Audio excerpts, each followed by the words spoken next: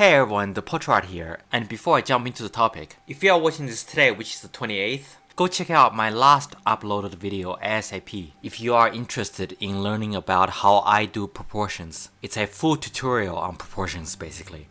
Link is in the description. It's short, super easy, it's made for beginners, and anyone can apply the method.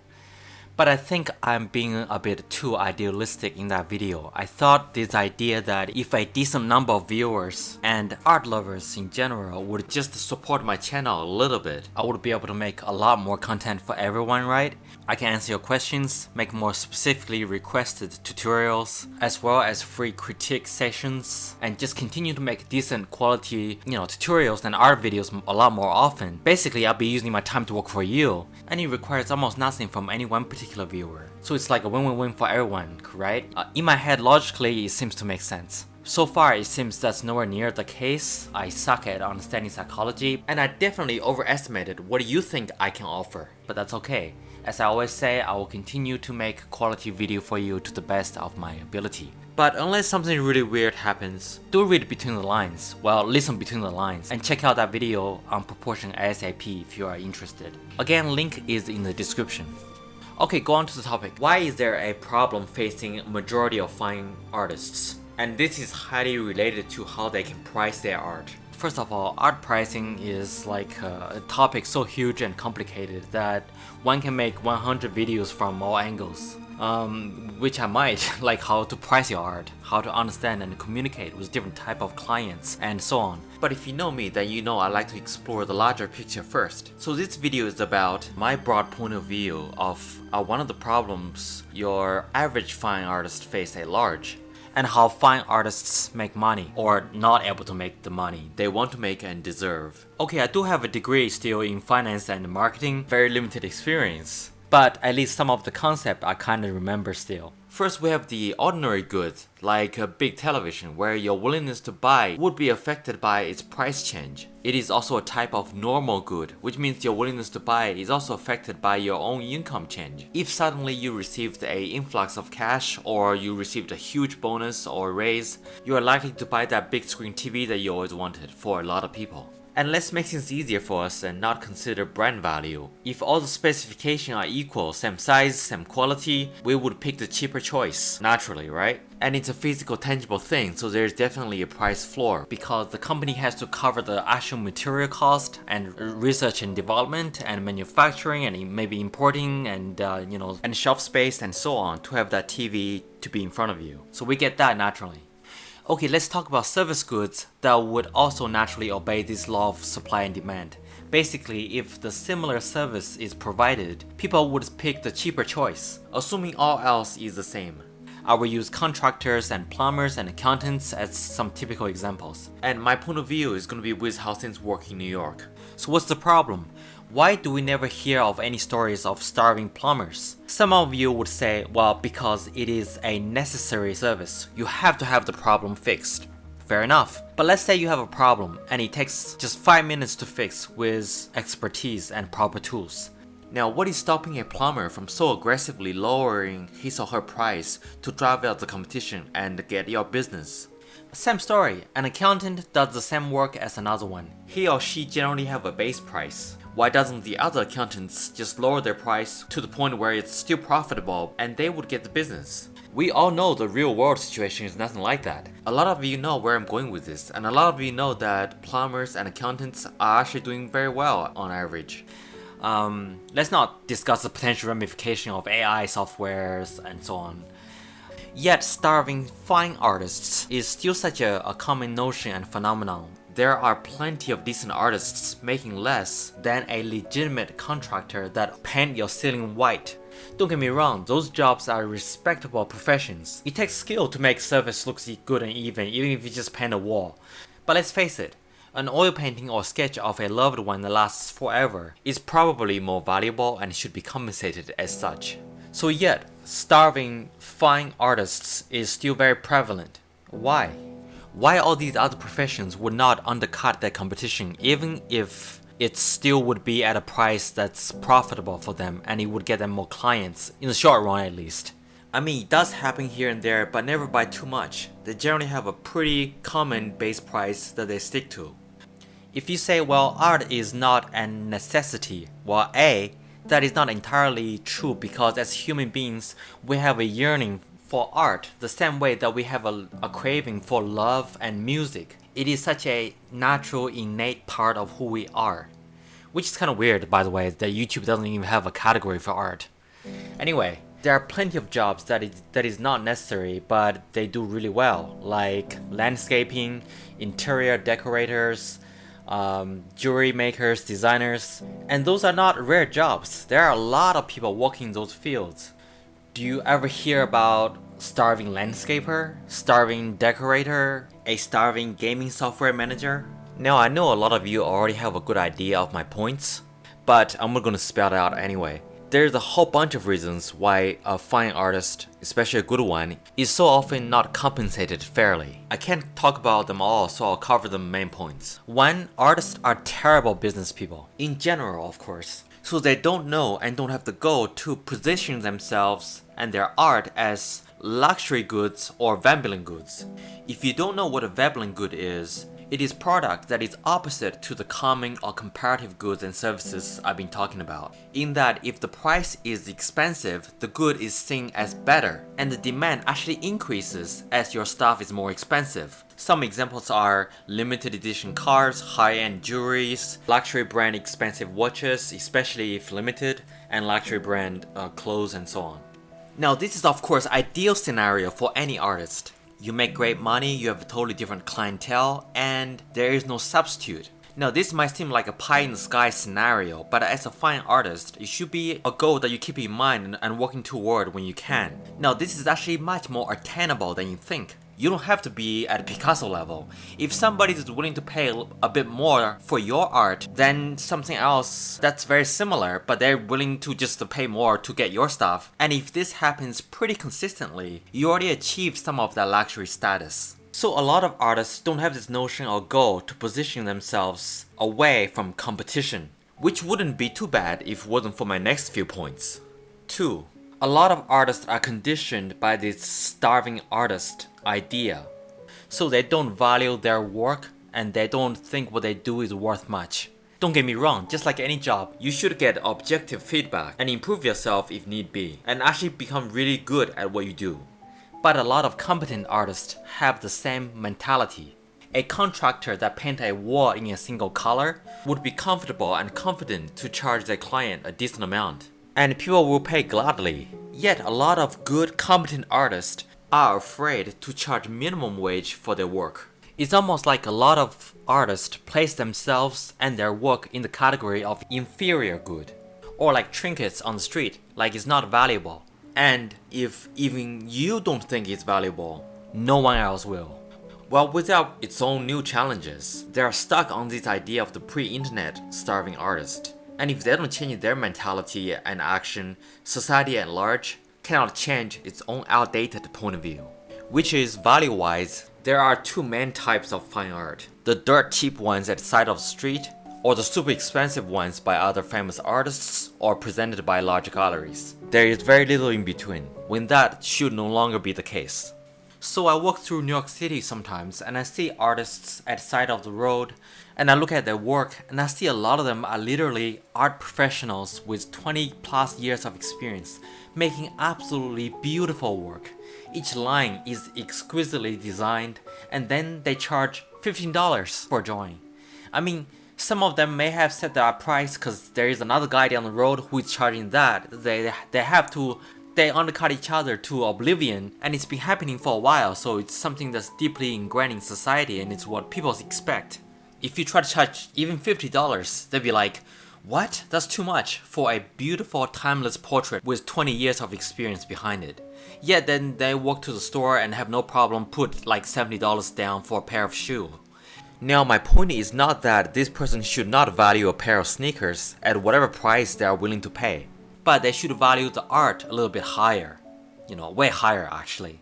So I never try to bring anything else down, I try to bring art up. Don't confuse what I'm trying to convey here. What also doesn't help is that often these people are older, they don't understand the internet, they don't understand how to use social media. They've just been doing the same thing they've been doing for a long time. And they are often from abroad, and they don't understand this notion that it's all about perception. How much you charge something often just affects how much somebody would value something. And more subjective and less people understand about something, the more they will just turn to price to determine its value. If it's more expensive, it must be better. And when dealing with something as subjective as art, we know how powerful this comes into play. And point number 3 of why so many fine artists are having such a hard time. This is really what I already talked about, and honestly one of the most damaging one, which is that unlike other professions I mentioned, so many fine artists selling original work or being commissioned don't have a fair and good base price. Because there's so little overhead cost, they will competitively price cut each other to the bone to get that commission. Also, a lot of them don't think or understand the value of experience and this little intangible thing called time, which is actually the most valuable resource.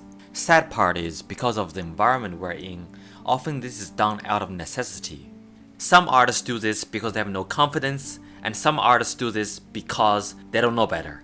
As a consequence, that they basically lower the entire industry as a whole, and their art, which is their product, loses respect in the eye of society as another consequence. Like I said, it's all about perception, and the worst part is, it only takes a small percentage of artists who are willing to devalue their work to negatively affect a giant part of the industry. The average accountant is actually very well off, because they know if they don't stick with a base price, it will hurt them all, and they all therefore know how much to charge at minimum. And people just accept it over time, it becomes a norm. Even though they file the same form over and over, and of course it's valuable and necessary in society. I can't compare that to a fine artist creating a beautiful work of art and say, well, this accountant is creating so much more value than this artist. So to make it clear, I am not pushing any other profession down. I'm trying to bring the value of artists up. In New York City, a plumber, they're not even going to travel to your place to look at the problem without at least $40 to $70. And they don't cut price because they know by principle it would hurt everyone in their industry. This is certainly not true with artists. Another problem with art is that it is now global. And at least, those other jobs are mostly local. It's a dilemma for sure overall. It's what I call the Chinese food, Japanese food phenomenon. Because if you think about it, on the one hand, we have a cuisine style that is a result of 3,000 years of experience. The amount of work, spice, and everything that has to be right and to be cooked competently. It's cliche, but it's true. Most people don't have an idea of what real Chinese food is like. Yet, on the other hand, we have sushi, which, don't throw fish at me right now. I love seafood, I love sushi. But it's it requires a little filling in the middle and usually fish surrounded by white rice and seaweed. I understand it requires skill to prepare well, and I love it, and I love its simplicity and elegance. But now it is seen as a much higher class of food, and Chinese food is like the dirt cheap option. As a result, Chinese food here is basically reduced to 10% of what it actually is. So there's some serious mishap in the branding and marketing of those food, and the way they were introduced to the Western culture. And guess what? The art of most fine artists is seen as Chinese food, where history is long, skill acquisition is harder, and by logic that would make it very valuable. Time required is higher, but it is seen as cheap for the most part. So fine artists, majority of whom, which is in the middle of the bell curve, right, need to somehow move away from being seen as cheap to more valuable. I know, easier said than done. Doesn't mean we shouldn't reflect on it. I'll give you guys some tips on how you can navigate through this. Of course, there's no magic bullet, and whatever you do requires creativity and smart, intelligent hard work.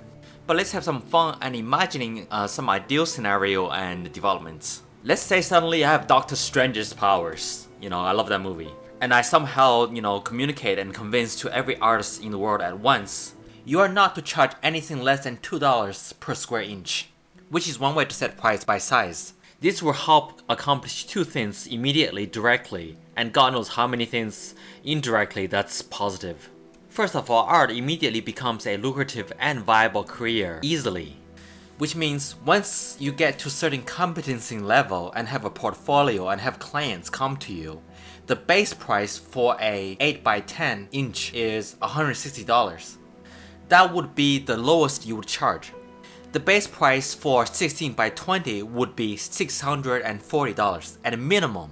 Maybe the cost would increase if it's a complicated oil painting and so on. If you think this is a lot, that is the conditioning and the problem. A lot of professional photographers, for example, charges way more per photo shoot.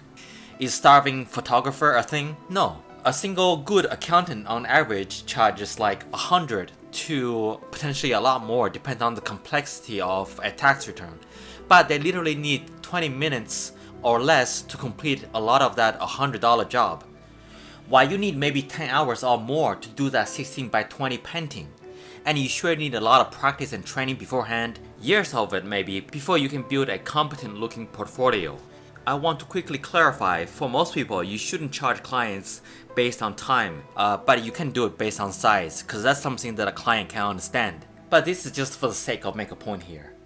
So if you really think about it and you think $2 per square inch is unreasonable, it is not. I know it's subjective, but it's really not. It's almost unethical to charge less. There are 1,000 types of different jobs that requires way less and pays a lot more. If I tell you a finance guy selling securities and push numbers around makes millions of dollars a year and hundreds of dollars per minute, nobody bats an eye. If I tell you that company sells you bottles of water that doesn't come from anywhere, it just comes from a big giant filter, and these companies make billions of dollars because the cost of making a bottle of water is literally a few cents, and people buy them all the time and nobody bats an eye. But when I suggest as a base price, you charge a few $100s for a beautiful painting that's going to last a lifetime or more, a lot of your immediate reaction is no way that can happen, when I have described way crazier scenarios that was all once an idea and now true. I mean, can you imagine the pitch that made bottled water industry happen? It's like, okay, we're gonna sell them just water, which is free, and we're gonna sell them at the same price as soda. Like, that's crazy. And yet people give those companies billions of dollars a year for that little bit of convenience. And now this is seen as completely normal. So you see how pliable human perceptions can be. And a few $100s for a piece of original fine art as base price is somehow unreasonable. A life without art is a lot of depression and sadness. And yet most fine artists, often through no fault of their own, position themselves into a cheap, inferior producer. Oh, and the second benefit of this ideal scenario, if every artist agrees on a base price as minimum, is that art becomes a luxury good, which means you don't even have to make a name for yourself. If you are good at what you do, you will be rewarded justly. I had a conversation with a friend once who thinks art is not valuable because it is not necessary, but plumbing is super legit because it is necessary. Besides the fact that it's not true, why do people need accountants and plumbers? So they can go to work, make money, and hopefully one day buy that car which is designed by artists and engineers, commission a piece of art for their family, buy that beautiful house which is designed by architects. And you can ask any of them and they would say they are also artists. Go to vacation in Europe and visit all the places that is deeply connected with art. Watch great movies and basically enjoy life with so many things that would not be there without artists. So what artists produce is almost like goods at the highest tier. All the things that you think is practical is designed so that you can get to what artists make. And as computerization become a larger and larger part of society, which by itself is not a bad thing because productivity would go up, it's always the economic system that needs to adapt to it and not the other way around. Because the resource hasn't changed, people should reap the benefits. But our economy and political system is slow and always lags behind technology. That's a whole other thing. So anyway, as the society become more computerized, it's like that email phenomenon. People are going to value stuff that has a human touch a lot more. This part is almost guaranteed to happen. So what's the final verdict? I'm not Doctor Strange, and I should be. Obviously, that's the whole point of the video. But jokes aside, what is proposed, which is a high valuation of art and artists, and I'm not the first one that think this way, is not just reasonable, it should be the natural state of things.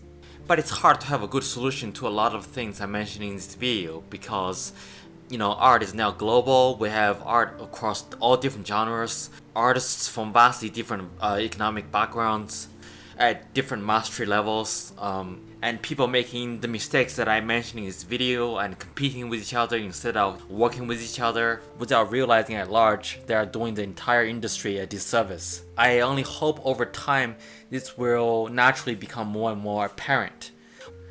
I see YouTube videos on art pricing and it's like, wait, this is how much you recommend people charging for their art?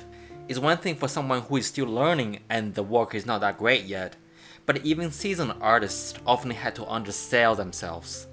And the more I think about it, the more I realize now a lot of those videos are valid and you really don't have a choice but to price low, which is kind of sad. Because there are 10 other artists who is willing to do it if you are not.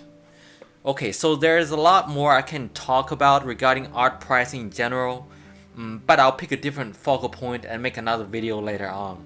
Now, I did say I would offer some tips to mitigate the issue. The biggest one here is not only you should continue to increase your skill and style, which is obvious, you need to build a personal brand. If you are not sure what that really means, think of it like this. A customer sees a painting. They immediately have a gut feeling of how much it is worth, right? They have an idea in their head or they would agree with the price or not. You tell them you are the one who did the painting. Because of that, suddenly in their head, the value of that painting went up. Then you successfully made a personal, positive brand. If they, go out their way to find you to commission something, then it's like a similar situation. It's a good thing. People can use fancy language, but that's the core of it. If you don't even need to tell the customer you did the painting, and they recognize or suspect it is done by you, then even better. Your brand is more unique and stronger.